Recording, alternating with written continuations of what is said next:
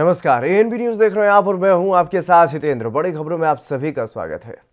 26 जनवरी की परेड को लेकर के हर बार की तरह दिल्ली पुलिस इस बार भी अलर्ट पर है, लेकिन इस बार चुनौतियां कुछ ज्यादा ही हैं और उसकी वजह है किसान आंदोलन। क्योंकि किसानों ने ऐलान किया है कि वो इस दिन ट्रैक्टर परेड भी करेंगे, इसलिए खतरा और भी ज्यादा बढ़ जाता है।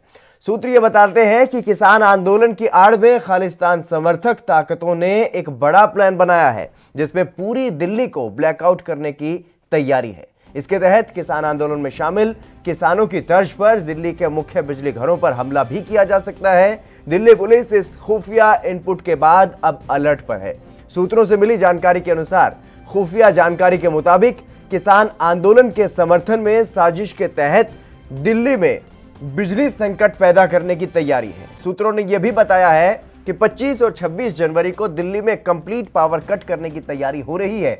आपको यह बता दें, इससे पहले हाल ही में पुलिस ने भी कुछ आतंकियों के पोस्टर कई जगहों पर लगाए, ताकि शरारती तत्वों को किसी भी अनहोनी के होने से पहले ही गिरफ्तार किया जा सके।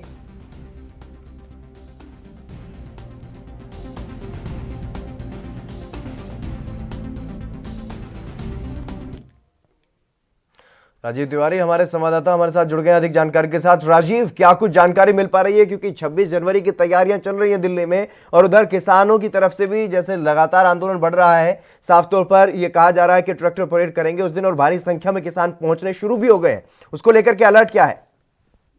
देखिए बिल्कुल भाई, जिस तरीके से बात करें किसानों की, तो किसानों की तरफ से बिल्कुल स्पष्ट कर दिया गया है कि वो ट्रैक्टर मार्च की रैली जो है वो जरूर निकालेंगे 26 जनवरी पर। मगर जिस तरीके से दिल्ली पुलिस है, जो दिल्ली पुलिस की मुश्किलें और बढ़ती जा रही है, क्योंकि जिस तरीके से 26 जनवरी की मद्देनजर रखते हुए सुरक्षा व्यवस्था काफी चौकस करनी पड़ती है और उसकी वजह से कहीं ना कहीं दिल्ली पुलिस के ऊपर प्रेशर रहता है। मगर आप बात करें, दोहरा प्रेशर जरूर है, क्योंकि एक तरफ तो किसानों ने भी स्पष्ट कर दिया है कि ट्रैक्टर रैली जो निकाली जाएगी और कहीं ना कहीं पूरा रणनीति बना चुके हैं किसानों की तरफ से भी। मगर जिस तरीके से खालिस्तानियों के कह सकते हैं जो संकेत आ रहा है कि खालिस्तानी की जो है वो पूरी दिल्ली को अटैक पर यानी कि निशाने पर ले चुके हैं और कहीं ना कहीं उसे ब्लैक लिस्ट में डाला हुआ है। तो मगर जिस तरीके से दिल्ली पुलिस की मुश्किलें लगातार बढ़ती चली जा रही है, क्योंकि एक तरफ किसानों को समझाना है, दूसरी तरफ गणतंत्र दिवस की जो परेड होगी उसको भी कहीं ना कहीं चौकस रखना है। और जहां तक कि सुरक्षा एजेंसियों की तरफ से जो जानकारी मिल पा रही है, तो वो भी कहीं ना कहीं दिल्ली पुलिस के लिए मुश्किलें खड़ी कर रहा है। मगर दिल्ली पुलिस लगातार कोशिश करती नजर आ रही है, क्योंकि जिस तरीके से दिल्ली पुलिस की तरफ से कुछ पोस्टर लगाए गए थे जिसके अंदर कुछ शरारती तत्वों के पोस्टर जरूर थे, मगर कहीं ना कहीं ये जरूर था कि उनको कोई हिंसा करने से पहले ही अरेस्ट करने के। मगर जिस तरीके से लगातार अब मैसेज आ रहे हैं कि पूरी दिल्ली को कहीं ना कहीं पावर कट करने की वाली बात भी है, यानी कि जिस तरीके से बात करें पावर कट करने के साथ साथ पावर जो कह सकते हैं पॉइंट है, यानी कि जहां पर बिजली घर है वहां पर भी हमला करने की कोशिश की जा सकती है। मगर जिस तरीके से लगातार आशंकाएं बढ़ रही है, वो कहीं ना कहीं दिल्ली सरकार के साथ साथ दिल्ली की मुश्किलें भी बढ़ाता जा रहा है, क्योंकि दिल्ली पुलिस लगातार कोशिश कर रही है। जैसे जैसे 26 जनवरी नजदीक आ रही है, तो कहीं ना कहीं सुरक्षा व्यवस्था और ज्यादा चौकस करनी पड़ रही है। इसीलिए दिल्ली पुलिस ने पूरी दिल्ली को हाई अलर्ट पे घोषित कर दिया गया है। जी राजीव, एक तरफ पाकिस्तान प्रायोजित जो आतंकी संगठन है उनके निशाने पर इस तरीके के जब पर्व मनाता है हमारा देश, राष्ट्रीय पर्व जब मनाता है, तो उनके निशाने पर भी दिल्ली होती है। और अब इस बार क्योंकि किसान आंदोलन चल रहा है, खालिस्तानी संगठन भी सक्रिय बताए जा रहे हैं दिल्ली में। देखिए बिल्कुल बताया, जिस तरीके से खालिस्तानियों की जो सक्रिय होने की जो जानकारी मिल पा रही है, वो कहीं ना कहीं दिल्ली पुलिस की बड़ी मुश्किलें बढ़ा रही है। क्योंकि एक तरफ तो किसान है, दूसरी तरफ खालिस्तानियों का कहीं ना कहीं किसानों के बीच में पहुंचना, या फिर कहें जो कहा जा रहा था कि खालिस्तानी किसानों का फायदा उठाने की कोशिश करते हैं, वही चीज अब देखने को मिल रही है। जिस तरीके से 26 जनवरी के मद्देनजर रखते हुए तो खालिस्तानियों की तरफ से कहीं ना कहीं संकेत जरूर आ रहे हैं कि दिल्ली के अंदर कोई बड़ी हादसा कर सकते हैं। मगर पूरी दिल्ली उनके निशाने पर है और दिल्ली पुलिस लगातार कोशिश कर रही है कि इस तरह की जो कोई भी घटना होगी तो उससे पहले निपटा जा सके। मगर जिस तरह से दिल्ली पुलिस की जो मुश्किलें हैं वो बढ़ती नजर आ रही है, क्योंकि एक तरफ किसानों को समझाना है, यानी किसानों को भी मेंटेन करना है दिल्ली पुलिस ने, यानी 26 जनवरी की परेड को भी मेंटेन करना है, यहाँ तक सुरक्षा व्यवस्था को भी मजबूत करना है। और कहीं ना कहीं सारी चीज को मैनेज करने के लिए कहीं ना कहीं दिल्ली पुलिस की मुश्किलें वो बड़ी जरूर है। मगर दिल्ली पुलिस अभी भी कोशिश कर रही है कि जहाँ तक कि जो उनकी तमाम एजेंसियां हैं वो लगी हुई है, चाहे स्टाफ स्पेशल स्टाफ की हो या फिर कह सकते हैं जांच की हो। हर तरीके से डॉग स्क्वाड लगाए गए, यहाँ तक कि मेट्रो स्टेशनों को भी डॉग स्क्वाड घूम रहे हैं, और ताकि कोई भी ऐसी घटना ना घट सके जिसके लिए कोई भी दिल्ली के किसी भी व्यक्ति को नुकसान हो सके। मगर दिल्ली पुलिस लगातार कोशिश कर रही है, यहाँ तक कि 25 और 26 जनवरी की कहीं ना कहीं जो पावर कट करने की जो बात है वो भी कहीं ना कहीं दिल्ली पुलिस की मुश्किल और ज्यादा बढ़ा रहा है। मगर इसके लिए दिल्ली पुलिस लगातार हर पॉइंट पर निगाह रख रही है। जी बिल्कुल राजीव, जिस तरीके के इनपुट मिल रहे हैं, अगर अपने मंसूबों में कामयाब होते हैं ये शरारती तत्व, तो 25-26 की रात को अंधेरा और रह सकता है पूरी दिल्ली में। देखिए, जिस तरीके से बात करें शरारती तत्वों की, अगर शरारती तत्वों का अगर कामयाब हो जाता है तो कहीं ना कहीं दिक्कतें जरूर आएंगी, क्योंकि 25 और 26 जनवरी की जो रात की जो वो कहीं ना कहीं अंधेरे में जरूर बीतेगी। मगर कहीं ना कहीं जो बात करें शरारती तत्वों की, उस पर भी कहीं ना कहीं अंकुश लगाने के लिए दिल्ली पुलिस लगातार तैयार है। और यहाँ तक कि साइबर क्राइम जो है वो भी कहीं ना कहीं इसकी मुश्किलों की जो बढ़ा सकता है। मगर लगातार दिल्ली पुलिस की तरफ से साइबर क्राइम पर भी निगाहें रखी हुई हैं। अगर किसी का इस तरीके के मैसेज चलते हैं या फिर मैसेज भेजे जाते हैं तो उस पर भी अंकुश लगाने की प्रक्रिया अपनाई जाएगी, जहां तक कि उसको व्यक्ति को अरेस्ट भी किया जा सकता है। मगर दिल्ली पुलिस लगातार कोशिश कर रही है कि 26 जनवरी के मद्देनजर रखते हुए हर चीज को मैनेज किया जा सके। जी राजीव, क्या दिल्ली के जो मुख्य बिजली घर हैं उनकी वहां पर अब सुरक्षा बढ़ा दी गई क्या? देखिए, बिल्कुल बताया, जिस तरीके से बात करें मुख्य बिजली घरों की, तो कहीं ना कहीं दिल्ली पुलिस ने लगातार कोशिश कर रही थी। वैसे तो अभी जानकारी नहीं मिल पाई थी, मगर हाँ, आप जानकारी जिस तरीके से आई है वो कहीं ना कहीं दिल्ली पुलिस की मुश्किलें जरूर बढ़ाता है। मगर हाँ, बिजली घरों को बिल्कुल चौकस कर दिया गया है, यहाँ तक कि सुरक्षा व्यवस्था बढ़ा दी गई है, ताकि किसी भी व्यक्ति का वहां पर जाने का बगैर परमिशन वो नहीं जा सकता। मगर जिस तरीके से बात करें बिजली घरों की, तो बिजली घर के अंदर वही व्यक्ति जा सकता है जिसके पास बिजली विभाग का आई कार्ड होगा, यानी कि प्रमाण पत्र होगा। मगर जिस तरीके से बात करें और लोगों की, वो नहीं जा सकते, और इसके लिए सुरक्षा व्यवस्था जरूर बढ़ा दी गई है। यहाँ तक कि जो जितने भी मेट्रो स्टेशन है, चाहे वो किसी इंदरलोक का मेट्रो स्टेशन हो या फिर कहीं और जगह का मेट्रो स्टेशन हो या फिर कहीं शादरा का मेट्रो स्टेशन हो, सब जगह पे मेट्रो स्टेशनों पर भी डॉग स्पॉट लगा दिए गए हैं। दिल्ली पुलिस लगातार मुआयना कर रही है कि किसी भी तरीके की कोई घटना ना घट सके। जी, जो सुरक्षा में तैनात है पुलिसकर्मी, उनको किस तरीके के आदेश दिए गए हैं पुलिस अधिकारियों की तरफ से, किस तरीके से तैनाती बढ़ा दी गई है पूरी दिल्ली में? देखिए, मेरे को जिस तरीके से दिल्ली पुलिस की बात करें तो दिल्ली पुलिस के जवानों को दिल्ली पुलिस के अधिकारियों की तरफ से ये कह दिया गया है, अगर किसी व्यक्ति को ऊपर शक होता है तो उसके तुरंत ही उसको अरेस्ट कर लिया जाए। अगर वो नहीं मानता, यानी कि कोई अप्रिय घटना घटने की कोशिश करता है, तो कहीं ना कहीं उसके ऊपर कार्रवाई जरूर की जाएगी। मगर दिल्ली पुलिस के तमाम जो जवान हैं या फिर कहें जो अधिकारी हैं, वो लगातार तैयार है, क्योंकि उनके ऊपर जितना प्रेशर है वो कहीं ना कहीं देखने को मिल रहा है। और कहीं ना कहीं ये भी साफ हो रहा है कि दिल्ली पुलिस लगातार कोशिश करती नजर आ रही है। और दिल्ली पुलिस की अब और जिस तरीके से खालिस्तानी की जो मैसेज आया है वो कहीं ना कहीं और ज्यादा मुश्किल बढ़ा रहा है। मगर इसीलिए दिल्ली पुलिस लगातार कोशिश कर रही है, हर मूवमेंट पर निगाहें रखी जा रही है, चाहे वो छोटी मूवमेंट हो या फिर बड़ी मूवमेंट हो। मगर जब बात करें ट्रैक्टर रैली की, ट्रैक्टर रैली के ऊपर भी दिल्ली पुलिस की मूवमेंट है और वहां पर भी निगाहें रखी हुई है। अगर दिल्ली पुलिस किसानों की तरफ से ट्रैक्टर रैली निकाली जाती है तो कहीं ना कहीं और ज्यादा मुश्किलें बढ़ सकती है दिल्ली पुलिस की। जी बिल्कुल, क्योंकि किसान साफ कर चुके हैं और अब तो मंजूरी भी मिल चुकी है कि वो अपना ट्रैक्टर परेड कर सकते हैं। लेकिन किसानों की तरफ से, किसान नेताओं की तरफ से इस बारे में क्या कुछ कहा जा रहा है, किस तरीके से वो अपनी आंखें खुली रखेंगे ताकि उनका कोई फायदा ना उठा पाए? जिस तरीके से ये कहा जा रहा है, खुफिया जानकारी ये बता रही है कि आतंकी जो है वो कहीं ना कहीं किसानों के भेष में ही इसका फायदा उठा सकते हैं, किसान आंदोलन का। देखिए, बिल्कुल सही कहा आपने, एक चीज स्पष्ट है, जिस तरीके से किसानों की बात है, जो किसानों ने भी स्पष्ट कर दिया है कि अगर कोई खालिस्तानी या फिर कोई बाहर का व्यक्ति किसानों के बीच में अपना वेशभूषा धारण करके किसानों के बीच में आने की कोशिश करेगा, तो कहीं ना कहीं उसके लिए भी रणनीति किसानों की तरफ से भी बनाई गई है। यहाँ तक कि किसानों के द्वारा एक कमेटी भी बनाई गई है, जिसके अंदर जो भी ट्रैक्टर रैली लेकर आएगा, यानी कि उसके पास ड्राइविंग लाइसेंस होना जरूरी है। और यहाँ तक कि सिर्फ 3 व्यक्ति ही बैठ सकते हैं ट्रैक्टर पर, यानी कि एक ड्राइवर और 2 उसके साथ वाले लोग बस। और उसके बाद में उसका ट्रैक्टर का रजिस्ट्रेशन होना जरूरी है। अगर ट्रैक्टर का रजिस्ट्रेशन नहीं है तो उसको परेड के अंदर जाने की परमिशन नहीं मिलेगी। मगर जिस तरीके से बात करें ड्राइविंग लाइसेंस की, ड्राइविंग लाइसेंस भी उसी व्यक्ति के पास होना चाहिए जो ड्राइविंग कर रहा है, यानी कि जो ट्रैक्टर चलाएगा। तो अगर किसी और व्यक्ति को इस तरीके की परमिशन नहीं दी गई है, ना कि ट्रैक्टर रैली के अंदर आने की। मगर हाँ, दिल्ली के अंदर कोशिश जरूर की जाएगी ट्रैक्टर रैली निकालने की। मगर अब देखने की वाली बात होगी जिस तरीके से परमिशन दी गई है या फिर किसानों की तरफ से रणनीति बनाई गई है वो कितनी कारगर है, या फिर दिल्ली पुलिस किस तरीके से चौकन्नी है। जी बिल्कुल राजीव, ज्यादा वक्त नहीं बचा है, सिर्फ 2 दिन बीच में है, तो ऐसे में अब किस तरीके की तैयारी, किस तरीके की तैनाती दिल्ली पुलिस की है ताकि वहां पर कोई भी इस तरीके का शरारती तत्व अपने मंसूबे को वहां पर अमली जामा ना पहना पाए?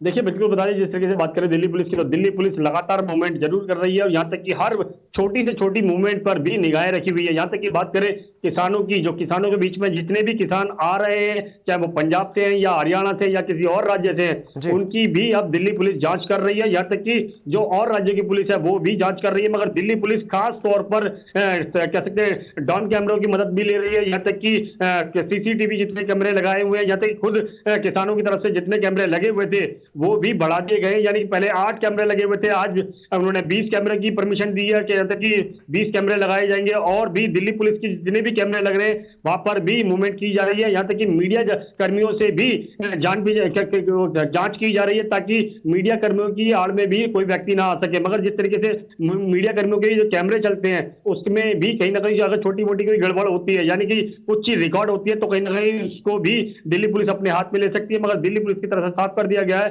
कि कोई भी ऐसी अप्रिय घटना नहीं घटनी चाहिए जिसकी वजह से किसी को दिक्कतें आए। मगर जिस तरीके से लगातार दिल्ली पुलिस काम कर रही है वो कहीं ना कहीं उनके ऊपर प्रेशर होता हुआ नजर आ रहा है और दिल्ली पुलिस ने इसीलिए दिल्ली को हाई अलर्ट पे घोषित किया है। जी, दिल्ली की सीमाओं पर किस तरीके की व्यवस्था सुरक्षा की गई है, क्योंकि दिल्ली की सीमाओं पर अलग अलग जगहों पर किसान बैठे हुए हैं और ट्रैक्टर रैली भी कहीं ना कहीं दिल्ली की सभी सीमाओं पर निकलने वाली है? देखिए बिल्कुल बताइए, जिस तरीके से बात करें दिल्ली की सीमाओं की, तो दिल्ली के सीमाओं पर चाहे गाजियाबाद का सीमा हो या फिर कहें सिंधु बॉर्डर की हो या फिर गुड़गांव की हो, मगर तमाम रास्तों पर किसान जरूर बैठे हुए हैं। मगर किसानों की तरफ से भी साफ कर दिया गया है कि वो हिंसा नहीं चाहते हैं, बल्कि में वो शांतिपूर्ण अपना ट्रैक्टर रैली निकालना चाहते हैं। मगर इनको परमिशन जब दी है तो कहीं ना कहीं अब शांतिपूर्ण ही प्रदर्शन होगा इनका, यानी कि ट्रैक्टर जो मार्च होगा इनका वो शांतिपूर्ण ही होगा। मगर किसानों की तरफ से स्पष्ट कर दिया गया है विदाउट ड्राइविंग लाइसेंस या फिर क्या है रजिस्ट्रेशन, जब ट्रैक्टर का रजिस्ट्रेशन होगा या जो उनके साथ 3 व्यक्ति बैठने वाले होंगे उनकी भी जांच की जाएगी, हर तरीके से मूवमेंट की जाएगी ताकि इनकी आड़ में कोई और बाहर का शरारती तत्व ना आ सके। मगर दिल्ली पुलिस लगातार कोशिश कर रही है, हर मूवमेंट पे गौर कर रही है। यहाँ तक कि दिल्ली की सीमाओं के साथ साथ दिल्ली के अंदर भी चेकिंग बढ़ा दी गई है। यहाँ तक कि किसी भी गाड़ी के या फिर किसी व्यक्ति को पर शक होता है तो उससे जांच जरूर की जा रही है। जी राजीव, तमाम जानकारी देने के लिए बहुत शुक्रिया आपका। तो लगातार जिस तरीके से 26 जनवरी को लेकर के तैयारियां की जा रही हैं दिल्ली पुलिस की तरफ से, कहीं ना कहीं इस बार चुनौतियां जो हैं वो बढ़ती हुई दिखाई दे रही हैं। चलिए बढ़ेंगे अगली खबर की तरफ। नेताजी सुभाष चंद्र बोस की 125वीं जयंती पूरे देश में मनाई गई। कोलकाता के विक्टोरिया मेमोरियल में आयोजित कार्यक्रम में प्रधानमंत्री नरेंद्र मोदी ने भी शिरकत की। इस दौरान कार्यक्रम में मुख्यमंत्री ममता बनर्जी को जब भाषण के लिए बुलाया गया तो इस दौरान जय श्री राम के नारे लगाए गए। कार्यक्रम में मौजूद लोगों ने जय श्री राम और भारत माता की जय के नारे लगाए, जिससे ममता बनर्जी नाराज हो गई और भाषण देने से ही उन्होंने यहां पर मना कर दिया। ममता बनर्जी ने कहा कि मुझे लगता है कि सरकारी कार्यक्रम की कोई गरिमा होनी चाहिए। ये सरकारी कार्यक्रम है, ये किसी पार्टी का प्रोग्राम नहीं है। मैं तो प्रधानमंत्री की आभारी हूं, संस्कृति मंत्रालय की आभारी हूं कि आप लोगों ने कोलकाता में ये प्रोग्राम किया, लेकिन किसी को आमंत्रित करके उसका अपमान करना आपको शोभा नहीं देता। मैं इस पर विरोध जताते हुए यहां नहीं बोलूंगी। जय हिंद, जय बांग्ला। इस पर अब प्रतिक्रियाएं भी सामने आने लगी हैं। बीजेपी नेता अमित मालवीय ने यह कहा है कि विश्व भारती के शताब्दी समारोह में ना जाकर सीएम ममता ने रविंद्रनाथ टैगोर को उनकी विरासत का अपमान किया है और अब नेताजी की जयंती के समारोह में इस अवसर पर अपना भाषण न देकर के उन्होंने ऐसा ही किया है। बंगाल अपने महापुरुषों की इस अवहेलना को बर्दाश्त नहीं करेगा। इस मामले पर टीएमसी सांसद नुसरत जहां की भी प्रतिक्रिया सामने आई। उन्होंने कहा कि राम का नाम गले लगा के बोलें, न कि गला दबा के। समारोह में राजनीतिक और धार्मिक नारेबाजी की उन्होंने कड़ी निंदा की है।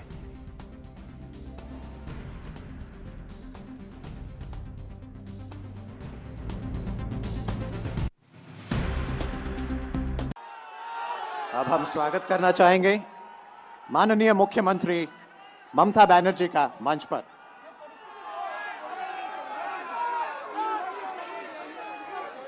आप लोग जरा सा शांत हो जाएं।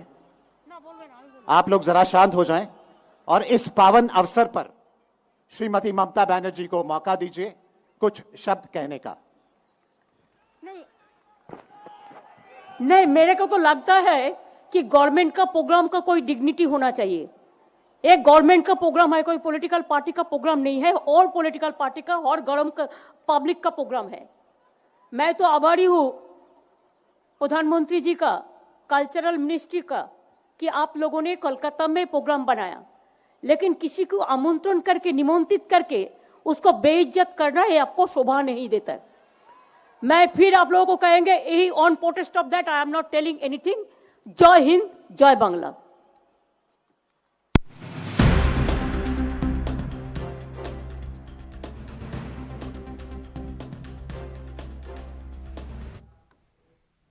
आरबी उपाध्याय जी हमारे साथ जुड़ गए हैं, वरिष्ठ पत्रकार हैं। आरबी उपाध्याय जी, आपका स्वागत है एनबी न्यूज पर। धन्यवाद जितेंद्र जी। जी आरबी उपाध्याय जी, आपने सुना ममता बनर्जी ने आज क्या कहा। एक मंच जो कि नेताजी सुभाष चंद्र बोस की जयंती के लिए बनाया गया था, वहां पर मंच जो है वो सजाया गया था, और उसमें जब ममता बनर्जी को बोलने के लिए बुलाया गया तो नारेबाजी हुई वहां पर। हालांकि भारत माता की जय और जय श्री राम के नारे लगाए गए, लेकिन उस पर भी ममता बनर्जी को इतना गुस्सा। देखिए, जिस तरह से इलेक्शन का दौर आगे बढ़ रहा है, तो आप देखेंगे वर्चस्व की लड़ाई जी, ममता दीदी भी लड़ रही हैं और उधर सामने बीजेपी है। सहमत का खेल जारी है जी। अब हर दोनों पार्टियों में होड़ लगी है कि भी कौन ज्यादा से ज्यादा बंगाल की हितैषी या बंगाल के जो प्रतीक चिन्ह है, जो भी लोग हैं, उनको किस तरीके से उनके नाम पर वोट मांगे। हितेंद्र, बड़ा कष्ट होता है जी कि देखिए, जो जनता से जुड़े मुद्दे हैं उन पर कहीं कोई बात नहीं, हवा हवाई राजनीति। बिल्कुल। देखिए, मैं बार बार कहता हूं, भूखा पेट रोटी मांगता है, बीमार दवा मांगता है, बेरोजगार रोजगार मांगता है। उसकी बात करिए ना। भी मुद्दे जो इलेक्शन में होने चाहिए वो मुद्दे नहीं है जी। आप सुभाष चंद्र बोस के नाम पर, रविन्द्रनाथ टैगोर के नाम पर, बंगाल की अस्मिता के नाम पर, अरे उस गरीब के नाम पर, उस किसान के नाम पर, उस मजदूर के नाम पर भी वोट मांगिए और बताइए कि भी उसके लिए आप क्या करने वाले हैं। वो ज्यादा अच्छा रहता है और लोकतंत्र के लिए भी अच्छा है। आज जिस तरीके से आप देख रहे हैं, ममता बनर्जी ने भी बीजेपी को घेरा, केंद्र सरकार को घेरा, वो किसी से छुपा नहीं। यानी वो भी जो मौका मिलता है, जहां मौका मिलता है, बिल्कुल उसको अपने तरीके से, किस तरीके से यूज करना है।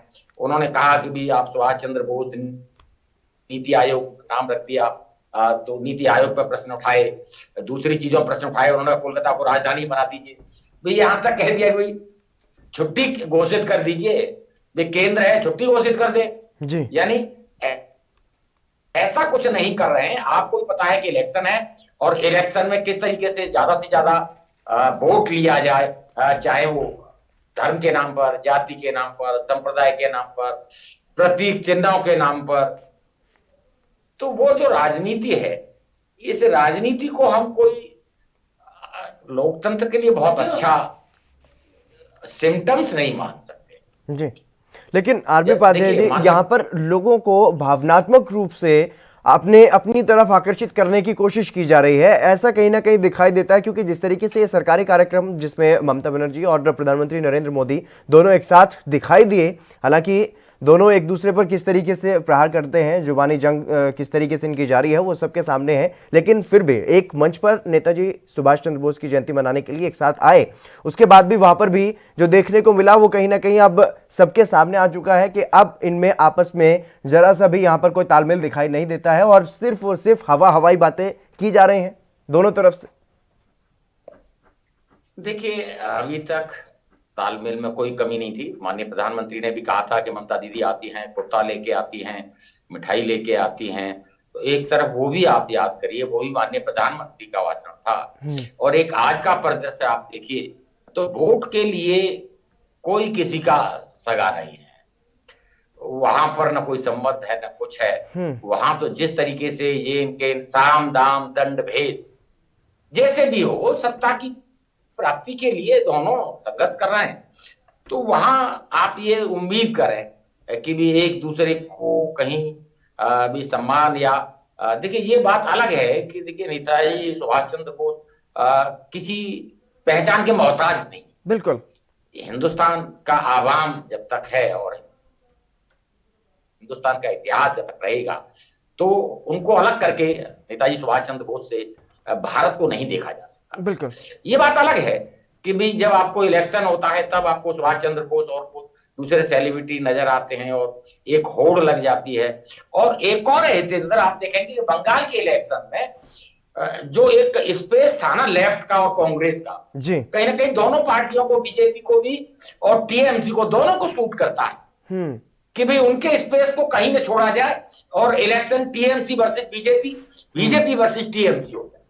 और इसमें बहुत हद तक कामयाबी भी मैं देख रहा हूं है। अब देखिए ये बात अलग है कि बीजेपी को जब से 18 लोकसभा की सीटें मिली हैं तब से उनका मनोबल ऊंचा है, लेकिन ममता को भी बंगाल की राजनीति में नकारा नहीं जा सकता। देखिए जिस संघर्ष के साथ उन्होंने लेफ्ट के इतने मजबूत शासन को उखाड़ के फेंका और सत्ता पर काबिज हुई, और देखिए जनमानस में आज भी ये बात अलग है कि भी एक सत्ता के साथ एक एंटी इनकन्वेंसी फैक्टर हो जाता है जी, तो क्यों लोगों की आशाएं अपेक्षाएं ज्यादा होती हैं जी, और बाध्यताएं होती हैं। जो भी सत्ताधारी दल होता है उसकी एक लिमिट होती है, पैसा भी चाहिए बहुत सारी चीजों के लिए, तो उनमें रह के ही संसाधनों के अंदर ही आपको कुछ करना होगा। तो हम जो देख रहे हैं बंगाल के इलेक्शन में कि जो मीडिया दिखा रहा है तो ममता उतनी कमजोर भी नहीं जी, मैं बात होती रहती है, बिल्कुल जो भी हमारे कुलीग्स हैं, जो भी बिल्कुल आरबी उपाध्याय जी, ममता की कमजोरी या मजबूती उस पर चर्चा नहीं है फिलहाल, क्योंकि चुनावी शंखनाद करने के लिए क्या इस तरीके के जो उत्सव के रूप में जो दिन मनाए जाते रहे हैं, जैसा कि आज का दिन एक उत्सव के रूप में, राष्ट्रीय पर्व के रूप में ही मनाया जाता है, भले ही राष्ट्रीय पर्व नहीं इसको कहा जाता, लेकिन फिर भी क्योंकि हमारे देश के जो महापुरुष रहे हैं उनकी जयंतियों को कहीं ना कहीं एक देश की एकता अखंडता के साथ जोड़ करके ही मनाया जाता रहा है। हम जब स्कूल में पढ़ते थे तब भी इसी तरीके की शिक्षा हमें दी जाती थी, लेकिन उसके नाम पर अब कहीं ना कहीं सियासत जो है वो भावनात्मक रूप से खेलना शुरू कर दिया राजनीतिक दलों ने। देखिए भावनाओं के साथ खिलवाड़ करके जो राजनीतिक दल वोट लेने की कोशिश करते हैं वो ठीक नहीं है। देखिए महापुरुष हैं, उनकी जन्मतिथि मनाइए, अच्छी बताइए, अच्छी बात है। इतिहास में एक्चुअल में इतिहास में पढ़ाइए जिससे कि भी जो आगे आने वाली जनरेशन है वो समझ सके और गर्व कर सके भारत पर और भारत के उन महान पुरुषों पर जिन्होंने अपना सर्वस्व निछावर इस देश को लिए और देश की आजादी के लिए किया है।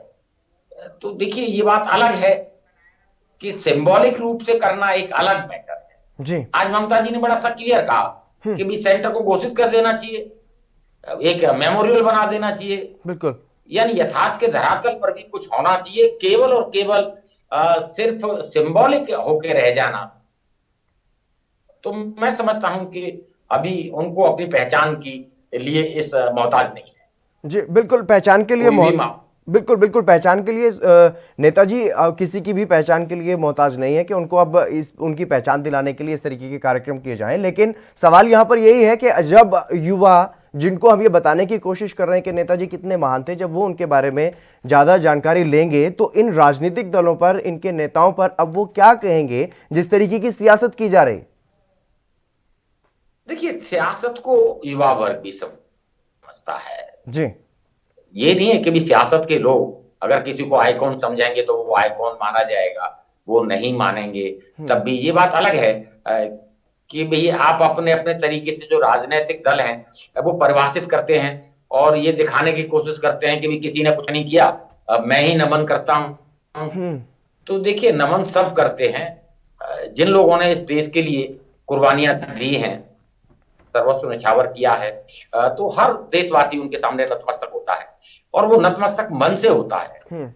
ये नहीं है कि दिखावे के लिए होता है। बिल्कुल। तो आज जो दिखावे की राजनीति है वो कहीं ना कहीं जो हमारा युवा वर्ग है या जो देशवासी हैं उनको भी कचोटता है। लेकिन बड़ा सवाल यहाँ पर यह भी है, क्योंकि केंद्र में बीजेपी की सरकार है, पराक्रम दिवस के रूप में आज मनाया गया ये दिन, लेकिन अभी तक क्या वो उचित सम्मान नेताजी को मिल पाया जिसके वो हकदार है? नहीं, देखिए अभी तक जो एक सम्मान उन्हें मिलना चाहिए वो मैं समझता हूं कि नहीं मिल पाया है। कहीं ना कहीं अभी तक देखिए बहुत सारी चीजें एक रहस्य बनी हुई है जी, कि किस तरीके से क्या उनका वो था, किस तरीके से उनका देहावसान हुआ, भी इंक्वायरियां हुई, रिपोर्ट्स आई, बहुत सारी चीजें सार्वजनिक की गई, लेकिन सार्वजनिक भी वही किया जाता है जो सूट करता है, जो जी। सूट नहीं करता है पॉलिटिकल राजनीतिक लोगों को, उसको वो सार्वजनिक भी नहीं करते हैं। और अभी तक एक्चुअल में ये है कि भी ये क्लियर नहीं हो पाया कि भी किस तरीके से उन्होंने अपना जो प्राण छोड़े थे वो क्लियर नहीं है, जी। उसमें असमंजस की स्थितियां हैं और सरकारों ने भी कोई विशेष ध्यान नहीं दिया है उसको। और जो देखिए सम्मान है जी। वो जन जन का सम्मान है, बिल्कुल। सरकारें सम्मान करें या ना करें, लेकिन हर देशवासी उन्हें नमन करता है, उनका सम्मान करता है, मैं भी नमन करता हूँ, हर व्यक्ति नमन करता है। हितेंद्र जी आप भी नमन करें, बिल्कुल बिल्कुल हर आदमी नमन करता है, बिल्कुल। वो जरूरत नहीं है उस पर आज बिल्कुल हर किसी के इन दिल सब में, चीजों। बिल्कुल हर किसी के दिल में नेताजी बसे हुए हैं। आरबी उपाध्याय जी बहुत बहुत शुक्रिया मेरे साथ जुड़ने के लिए, तमाम बातचीत करने के लिए। तो लगातार अब महापुरुषों पर भी पश्चिम बंगाल में सियासत जो है वो शुरू हो चुकी है। चलिए बढ़ेंगे अगली खबर की तरफ। जम्मू कश्मीर पुलिस के साथ बीएसएफ की ज्वाइंट टीम ने एक बड़ा ऑपरेशन चलाया और जम्मू कश्मीर के पुंछ में मंडी के बूढ़ीहाड़ा इलाके में सर्च ऑपरेशन के दौरान संयुक्त टीम को एक हाइड आउट मिला जिसमें आतंकियों की तरफ से हथियार छुपा करके रखे गए थे। और पाकिस्तान की तरफ से हमेशा से ही भारत के राष्ट्रीय पर्व पर कहीं ना कहीं आतंकी घटनाओं को अंजाम देने की कोशिश की जाती है और यही वजह है कि जैसे ही राष्ट्रीय पर्व नजदीक आते हैं तो सेना, पुलिस और बीएसएफ की तरफ से कई सर्च ऑपरेशन भी चलाए जाते हैं ताकि आतंकियों की मौजूदगी के बारे में और छुपाए गए हथियारों के बारे में जानकारी हासिल की जा सके। इस ऑपरेशन के दौरान बड़ी संख्या में हथियारों का जखीरा बरामद किया गया है।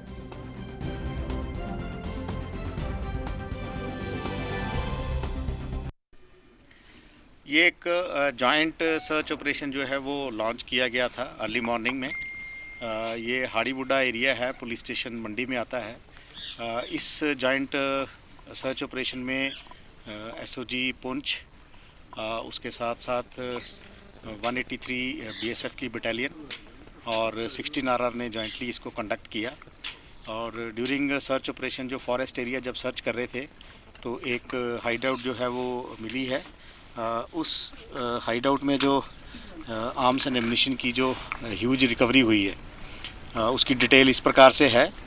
AK-47 एक राइफ़ल है, उसके साथ उसकी 3 मैगज़ीन हैं, चाइनीज़ पिस्टल हैं 3 और उनके साथ 5 मैगज़ीन हैं। हैंड ग्रेनेड जो हैं वो 4 हैं, UBGL ग्रेनेड 1 है और इसके साथ साथ एक हैंडसेट भी जो है वो बरामद हुआ है। और आर्म्स एंड इसके साथ जो एम्युनिशन है वो भी हमने रिकवर किया है। ये एक बड़ी कामयाबी है क्योंकि वो एरिया जो है वो पीक मिलिटेंसी के दौरान काफ़ी वहाँ। चलिए बड़ी खबरों में बस इतना ही। आप बने रहिए ANB न्यूज़ के साथ।